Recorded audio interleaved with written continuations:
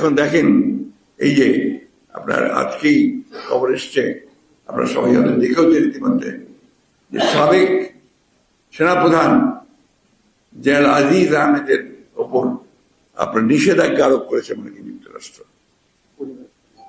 তার পরিবার সহ। নিয়ম আইনটাই হচ্ছে পরিবার সহ। কেন?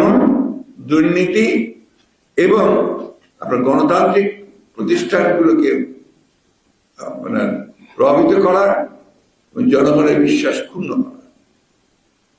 এটা হচ্ছে একটা কেস এর মধ্যে যেটা আসছে।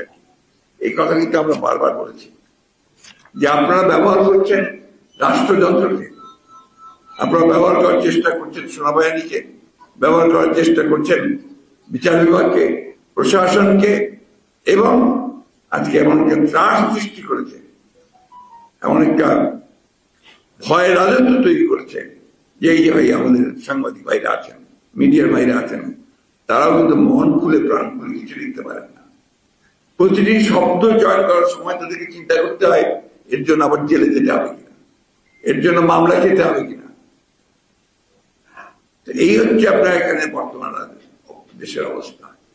একদিকে তারা অর্থনীতি ধ্বংস করে দিচ্ছে, এই অর্থনীতি এমন এক ধ্বংসের পর্যায়ে পৌঁছেছে যে আমরা এখন রিজার্ভ যেটা দিয়ে আমরা আমদানি করি, আমাদের বিদেশে যে ভাইরা চাকরি করে তারা যে টাকা পাঠায় এবং সেই সঙ্গে যদি আমাদের গার্মেন্টসে যায় আমরা,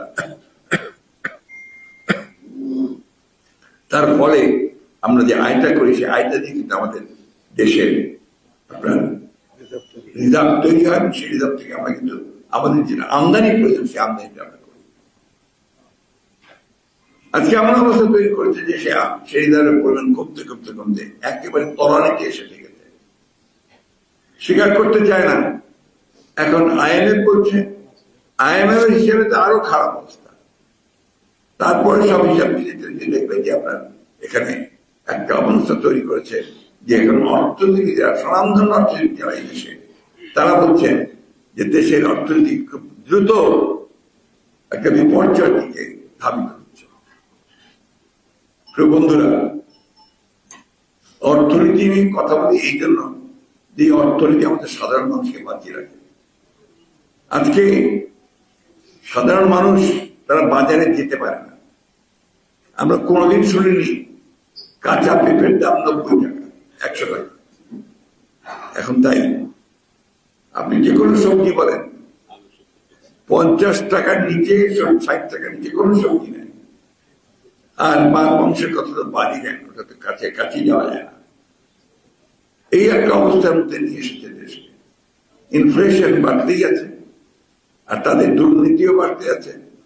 কি কি আইন করে না করে, এই কথাগুলো যখন সাংবাদিকরা লেখেন, বাংলাদেশ ব্যাংকে কিছু দুর্নীতির কথা যখন বলেন, তখন তাদেরকে ভেতরে যাওয়াটা নিষেধাজ্ঞা দিয়ে দেয় যে সাংবাদিকরা কেউ ভেতরে যেতে পারে।